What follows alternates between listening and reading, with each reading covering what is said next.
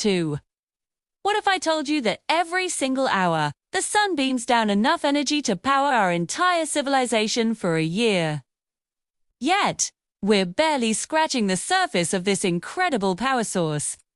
Right now, solar panels meet less than 3% of the world's energy needs, but that's about to change dramatically. Powered by 2030, solar is projected to become the cheapest energy source in history. Imagine a world where your windows generate electricity, where special paint turns any building into a power plant, and highways charge your car as you drive. This isn't science fiction.